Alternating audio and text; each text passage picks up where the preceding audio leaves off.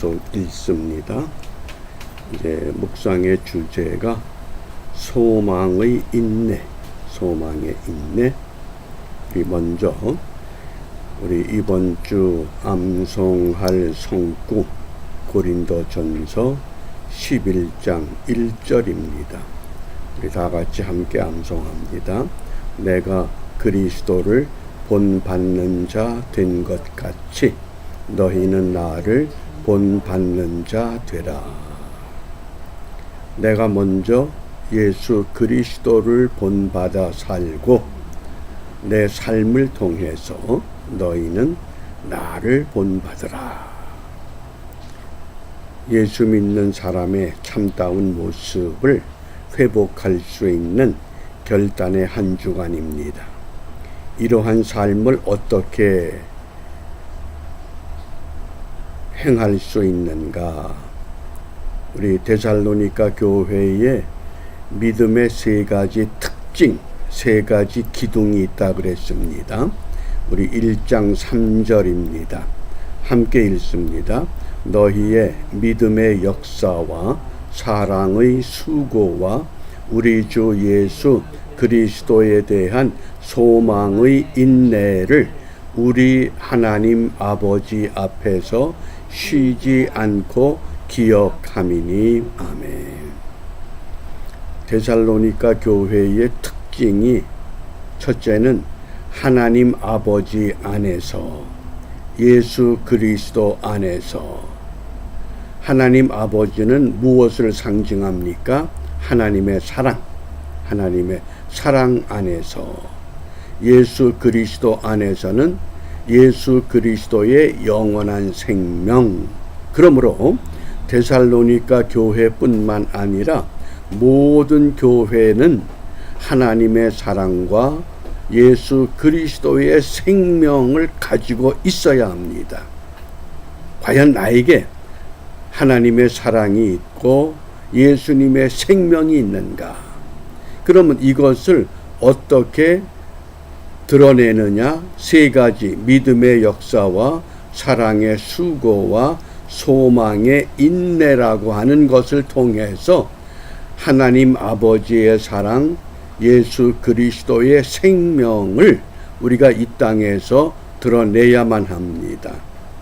우리가 종교를 이야기할 때 고등 종교가 있고 하등 종교가 있습니다.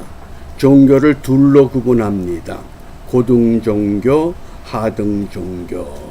그러면 고등 종교와 하등 종교의 기준이 무엇이냐? 그 기준이 하등 종교는 자기가 중심이 되는 겁니다. 믿음의 대상인 신이 중심이 아니라, 예를 들면 내가 병이 들었습니다. 병이 나야 되겠습니다. 내가 중심되기 때문에 신이 내려와서 내 병을 고쳐야만 됩니다.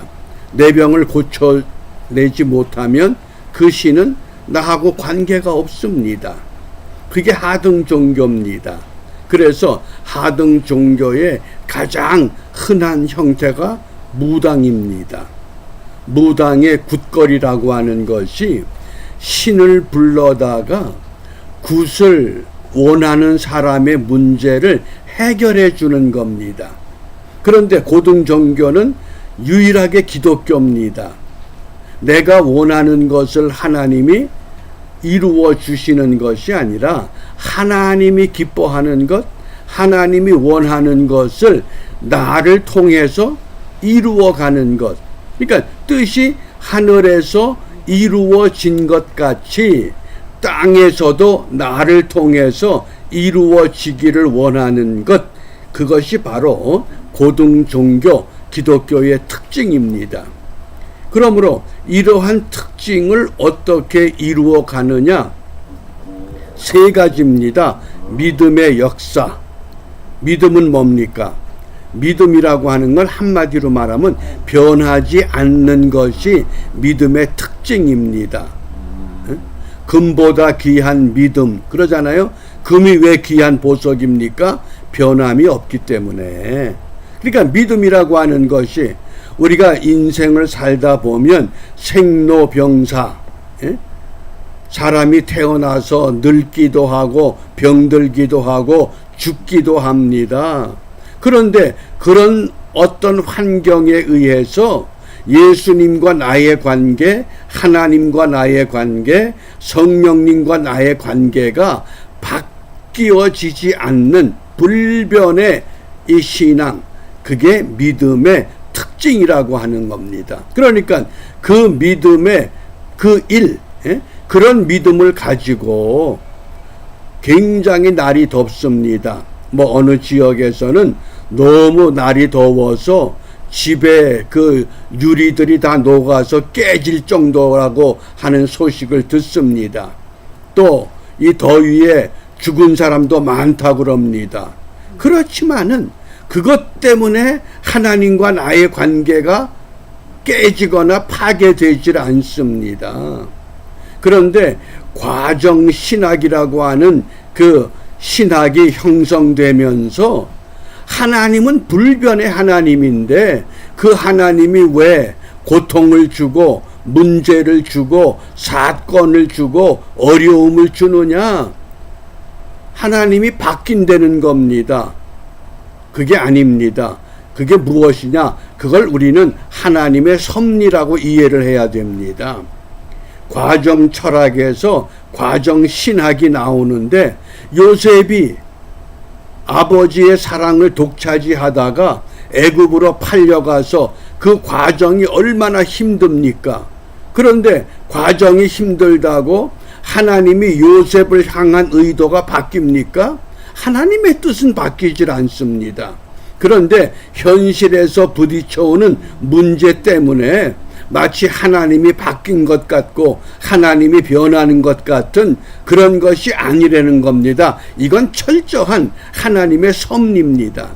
하나님의 뜻을 이루어가는 과정 가운데 있다고 하는 것을 우리가 분명히 확신해야 됩니다. 그래서 믿음의 역사, 그 다음에 사랑의 수고, 사랑은 뭡니까? 사랑이라고 하는 것은 자격이 없는데 베풀어 주는 게 사랑입니다. 우리는 이해타산이 먼저 계산이 빠릅니다. 왜? 우리가 땅에 속했기 때문에 그렇습니다. 그러니까 우리가 요한계시록을 읽어보면 1장, 2장, 3장은 땅에서 일어난 역사에 관한 말씀입니다. 4장부터 마지막까지는 뭡니까? 하늘에서 일어난 사건입니다. 하늘의 사건이 이 땅에 어떠한 영향을 미치느냐, 그것이 인으로, 나팔로, 대접으로 우리에게 나타나게 될 것을 말씀하신 겁니다. 그러니까 하나님의 사랑은 우리에게 약속된 영원한 생명, 그걸 끝까지 붙잡아 주시겠다는 겁니다. 그래서 그 사랑을 위한 수고, 그 사랑의 수고의 대표적인 게 예수님의 십자가라는 겁니다. 그래서 우리 주 예수 그리스도에 대한 소망의 인내 그랬습니다. 이 소망의 인내의 결론은 예수님 다시 오신다고 하는 것, 그것을 믿고 오실 때까지 참고 기다려라. 그게 소망의 인내입니다. 그러나 그래서 신약 성경의 27권 가운데서 가장 먼저 쓰여진 말씀이 무엇인 줄 아셔요? 우리가 신약 성경이 마태, 마가, 누가, 요한 이렇게 배열되다 보니까 마치 복음서가 가장 먼저 쓰여진 것처럼 생각하기 쉽습니다. 27권의 말씀 가운데서 가장 먼저 쓰여진 말씀이 데살로니가 전서입니다. 그러니까 데살로니가 전서와 데살로니가 후서의 주제가 무엇인가요? 주님 다시 오신다는 재림입니다. 예수님이 십자가에 못 박히시고 살아나신 후에 어느 순간 갑자기 하늘로 올라가셨습니다. 그러면서 너희가 본 대로 다시 온다. 그러니까 그 당시 예수님을 목격했던 많은 사람들이 우리 생전에 주님 다시 오시겠구나. 얼마나 기대가 컸습니까? 그런데 시간이 지나면서 말할 수 없는 핍박을 받습니다. 유대인의 핍박도 받고 로마 정부의 핍박도 받고, 그런데 핍박 가운데서 그들이 카타콤이라고 하는 동굴 속으로 숨어들지만은 예수님을 포기하지 않습니다. 그것이 소망의 인내라는 겁니다. 왜? 주님 다시 오신다고 했기 때문에. 그렇게 기다려도 안 오시지만은 카타콤 속에서 죽을지라도 예수님은 붙잡습니다. 이것을 오늘 우리 삶에 적용하면 우리가 이 땅에 머무는 동안 더위도 있고 추위도 있습니다. 배고픔도 있고 고통도 있고 사건도 있고 사고도 있고, 세상 사람들이 겪는 모든 것, 내가 예수를 믿기 때문에 나를 피해가는 것이 아니라 나도 겪을 수 있습니다. 다만 다른 것이 무엇인가요? 세상 사람들은 어떤 사고나 문제가 생기면 왜 나에게, 왜 재수 없게, 그러나 우리는 하나님이 나로 하여금 소망의 인내를 이루게 하시는 믿음의 연단이라고 하는 것을 깊이 생각할 수 있습니다. 그것이 바로 소망의 인내라고. 그럼 오늘 당한 이 현실, 내가 무엇을 소망합니까? 건강 문제, 물질의 문제, 자녀의 문제, 어떤 것이든 이 문제가 해결되기를 원합니다. 그것이 오늘 해결해야 됩니까? 내일 해결해야 됩니까? 계획대로 해결해야 합니까? 그게 하나님의 섭리, 하나님의 주관 가운데, 하나님의 뜻 가운데 하나님의 해결책가 소망의 인내라고 합니다. 그 자리하입니다. 자기 아버지님 생리의 주 예수 그리스도, 우리가 이것을 분명히 믿기 때문에 믿음의 역사와 사랑의 수고와 소망의 인내. 그래서 현대인의 성경이 가장 바람직한 번역입니다. 소망을 가지고 인내하라. 소망을 가지고 내가 바라는 것이 이루어질 때까지 참고 견디라. 그런데 오늘 해결해 달라. 그건 뭡니까? 고등 종교를 하등 종교로 타락시키는 겁니다. 오늘의 기독교 신앙이 고등 종교의 신앙을 하등 종교로 타락시키는 현상이 너무 자주 빈번히 우리에게 드러나기 때문에 교회가 교회답지 못해지고 성도가 성도답지 못한 이런 현상을 자주 경험하게 되는 겁니다. 그래서 오늘 바울은 무엇을 말씀하느냐?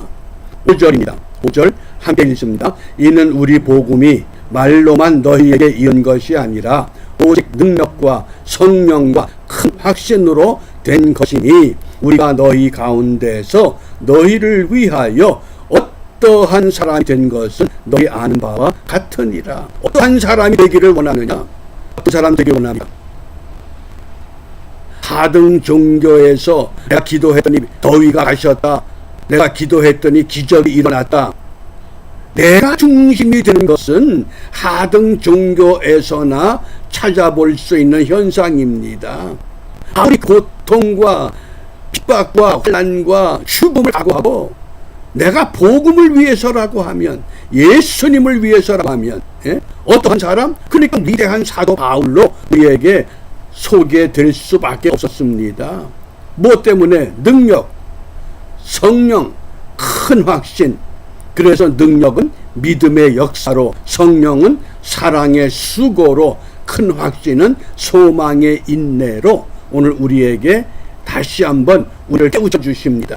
그러므로 우리가 이 아침에 무엇을 기도하느냐? 오늘 데살로니가전서 1장 4절에 보면 하나님의 사랑하심을 받은 형제들아 너희를 택하심을 아노라. 왜 그 많은 사람 가운데 나를 선택하셨느냐? 한번 깊이 묵상해 보시기 바랍니다. 사람 삶을 비교해 보면 내가 참 초라하고 부족하고 모자르고 어리석고 나 같은 사람이 어떻게 하나님의 사랑, 예수님의 생명을 받을 수 있겠는가? 그런데 우리를 택하신 이유와 목적이 있다고 하는 겁니다. 이름 없는 길가의 들풀조차도 하나님이 그 땅에 심어둔 목적이 있다 그러면 하나님의 형상대로 지음받은 저와 여러분을 향한 하나님의 택하심의 은혜가 분명한 줄 압니다. 그 은혜를 깨달은 사람, 그 은혜를 찾은 사람만이 이 땅에서 하나님의 거룩한 백성의 구루터기를 만들어낼 것입니다. 그러므로 우리가 이 아침에 받은 은혜의 삶을 위해서 기도하시기 바랍니다. 베드로전서 2장 9절에 너희는 택하신 족속이다. 왕같은 제사장이다. 거룩한 나라다. 소유된 백성이다. 왕같은 제사장, 거룩한 나라, 나 같은 사람을 통해서 거룩한 나라를 드러내게 하시고 왕같은 제사장의 모습을 나타내게 하시는 그 놀라운 선택의 은혜, 우리가 이것을 생각하면서 오늘도 소망의 인내라고 하는 이 묵상의 주제에 걸맞는 은총의 삶을 결단하고 그 결단을 끝까지 이루어내는 믿음의 사람으로 이 땅에 세워지시기를 주님의 이름으로 부탁합니다. 기도하겠습니다.